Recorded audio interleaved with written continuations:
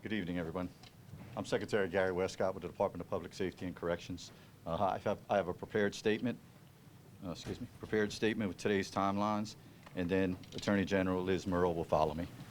In accordance with the execution warrant issued by the 22nd Judicial District Court in St. Tammany Parish and the laws of the state of Louisiana, the execution of death row inmate Jesse Hoffman was carried out by nitrogen hypoxia tonight, March 18, 2025, at the Louisiana State Penitentiary.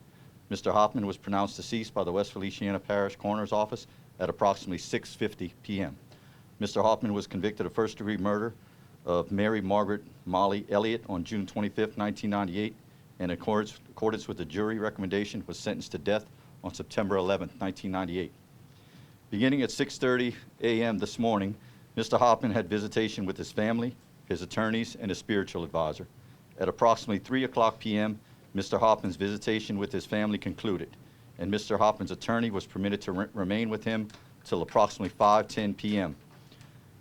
The attorney was allowed to return around 6 p.m. to advise Mr. Hoffman that he was denied relief from the U.S. Supreme Court. Mr. Hoffman's spiritual advisor remained with him the entire time and walked with him into the execution chamber. Mr. Hoffman declined a final meal. At approximately 6:12 p.m., Mr. Hoffman was escorted to the execution chamber, positioned on the gurney, and the mask that delivered the nitrogen was set in place. Mr. Hoffman's spiritual advisor was led into the execution chamber, and a member of the execution team remained inside the execution chamber with the spiritual advisor for security.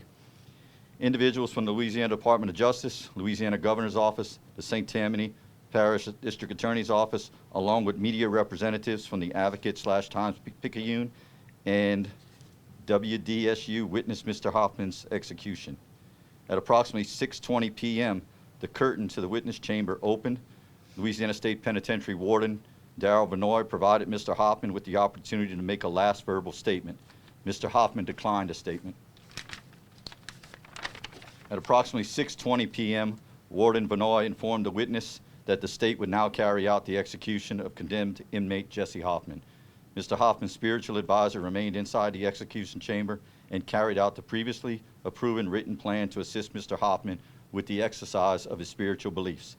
Nitrogen gas began to flow at approximately 6:21 p.m.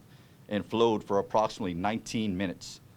At approximately 6:40 p.m., the curtain to the witness chamber closed, and Mr. Hoffman's spiritual advisor was permitted time to remain in the execution chamber according to the written plan prior to the coroner entering the execution chamber. I believe it was 5 minutes. Subsequently, the curtain to the witness chamber opened, and Warden Benoit informed the witnesses that at approximately 6:50 p.m., the execution of Mr. Hoffman was carried out in accordance with the laws of the state of Louisiana. I'll now turn it over to Attorney General Murrow.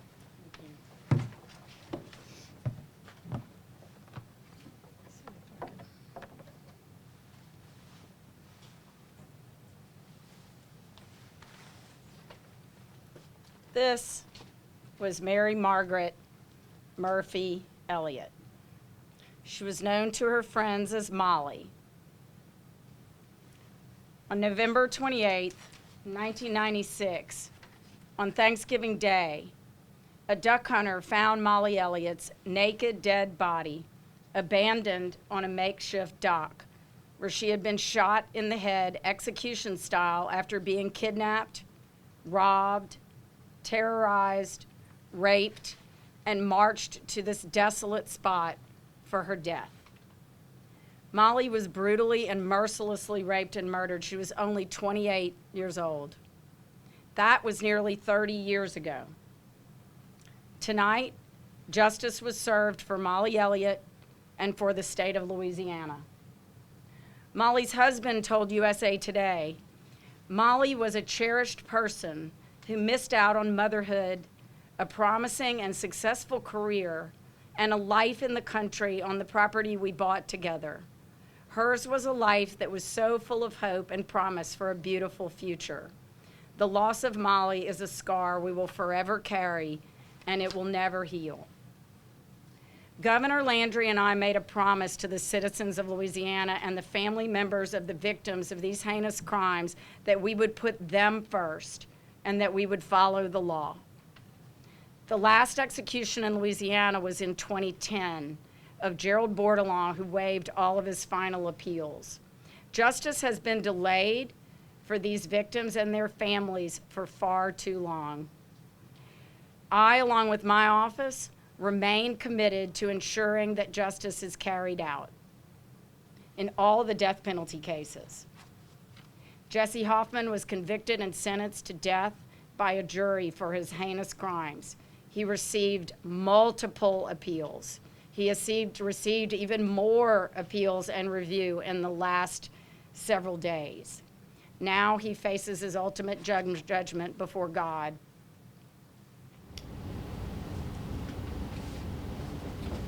At this time, we'll open it up to questions. We'll start from the left and go this way. James. Can anyone at the prison staff speak to how sort of morale was affected on prison staff among prisoners in the days leading up to the execution? Can we get Warden Benoit? Warden Benoit, come on up here.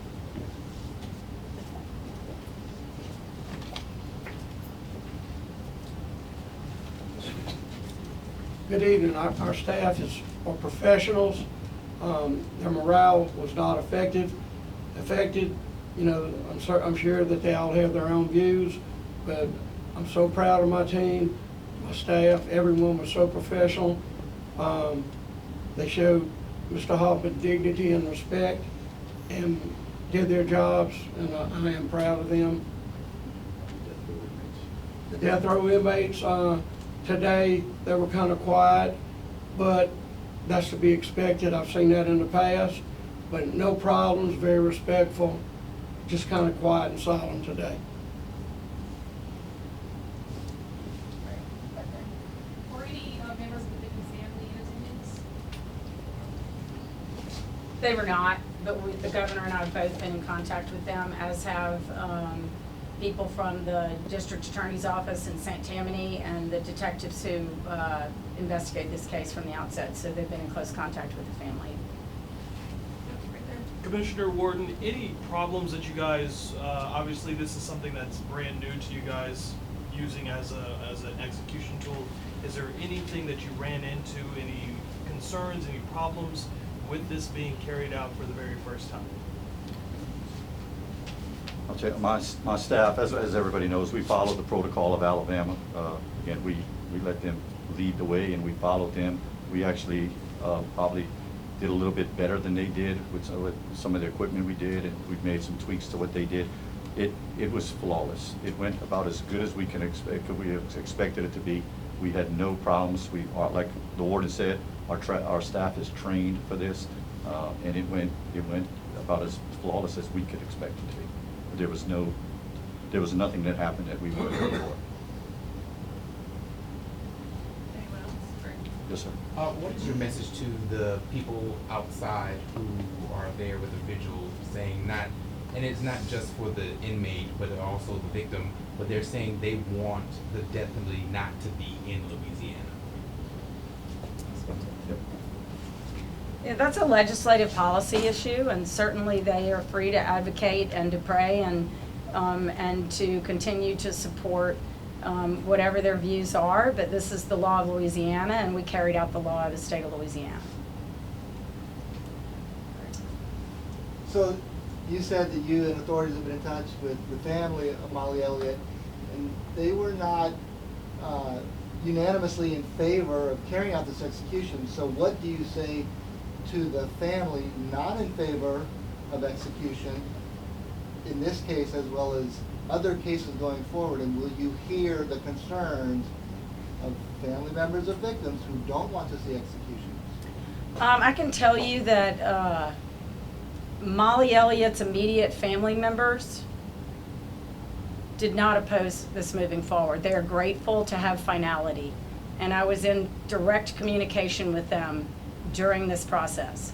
So, you know, other people might have their opinions, but I don't think it was the opinion of the immediate family members. I think they're grateful to have finality. What was frustrating for them is that it took 30 years. In the back. So will this execution speed up the process of other inmates who are on death row? we certainly expect to go back and look at how to make sure that we move these cases along. I've already been looking at that, looking at every case and what the status is of every case.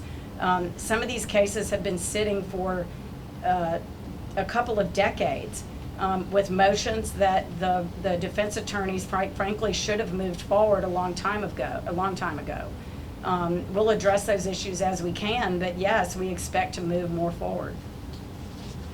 Going off of that, since you guys say this is the first successful execution in 15 years, how soon do you expect the next execution, and how many executions are you expecting to be carried out this year? I couldn't answer that. They're at all different stages in litigation, and because this one did move forward, there have been new filings in a lot of these cases, and we just have to go sort that out in the court. So it's really impossible to say, but my staff, my team, and I really want to compliment all of the lawyers that work together with the district attorney's office in St. Tammany, with my office, really all kind of came together because there were filings in multiple courts for the last few days, and I think that will continue to happen, but we're going to start working our way through motions and begin to clear the underbrush and move these cases forward. Everybody deserves the justice that the state promised to them in these cases, and I think that it's important for us to be able to move them forward. AG Merle, you've advocated for this policy for a long time. Did you face the potential of witnessing the execution? If so, did you wrestle with that? I certainly had the opportunity to. I sat by a phone because somebody had to sit by the telephone. So I sat and waited by the phone in case there was something that I needed to communicate to the room. My staff was present. There were a number of people who were present, but somebody had to sit by the phone, and so I sat by the phone. Gotcha. A two-part question. I know that you gave the timeline as to when the lethal gas started flowing and when he was pronounced dead. Did it actually take all 30 minutes for him to die? And also, did he exhibit any visible signs of distress while the execution was being carried out? My chief of prison operations, Seth Smith, has a medical background, and he's the one that was in the room watching, so I'm going to turn it over to him. Okay, to answer that, and like I said, I have a medical background. What is your name, sir? Seth, S-E-T-H Smith. I've got a degree in nursing, and I practiced and had a license up until 2010, which time I let it lapse. So I was a nurse for over a decade. I've seen a lot of deaths. I was even hospice administrator for some point in time. 6:21, the gas was turned on, the nitrogen was turned on.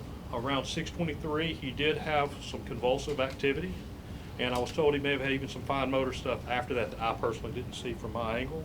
Nothing that I would say is consistent with pain, nothing that I would say is inconsistent with death. When the normal dying process, people do things such as agonal respirations. They will raise up, they will do things like that, just even somebody that's terminal illness with high doses of morphine, things like that in their system. So, he did move, he did shake, very briefly. And when you asked did it take the entire time, our protocol calls for us to go 5 minutes after flatline. And you don't go from a normal rhythm, your heart's beating, and everything's hunky-dory, to flatline. You go through various phases where you're dead. We waited until there was no electrical activity in the heart, which took, I want to say 14 minutes, and then we went 5 minutes beyond that.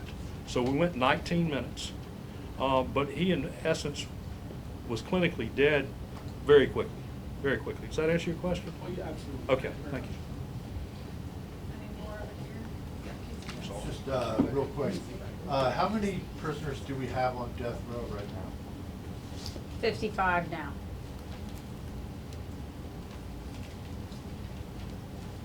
Last one right here. Mr. Smith, I know you said he was convulsing. Do you believe he was conscious at that point? No, I do not. Prior to convulsions, that's a subjective observation. He did raise up. There was some shaking activity. I can tell you that I was watching his eyes for 30 to 45 seconds prior to that. There was no blinking activity. So I do not believe he was conscious when that occurred. When you say raised up, do you mean He's strapped down, Yeah. so it's not like it's like your muscles tighten up. It's a, an involuntary response to dying. You can quiver, you can shake, your muscles clench up. It's electrical, just like your heart continues to have electrical activity, so does, your muscular. And, I don't know exactly what he was doing, but I do not believe he was conscious, and I do not think it correlated to pain. All right, I think that's it for now. Following this, we'll do a press conference with the 2 media witnesses. One quick one. Where will his body go now? I believe it'll be turned over to the family. You want him immediately? To the- Yeah, to the- right now. Yeah, to the morgue. The coroner's office would handle it, and then the family would assume it after that. Okay. Following this press conference is over, and now we'll do the one with the 2 media witnesses. I think if you could do it over here.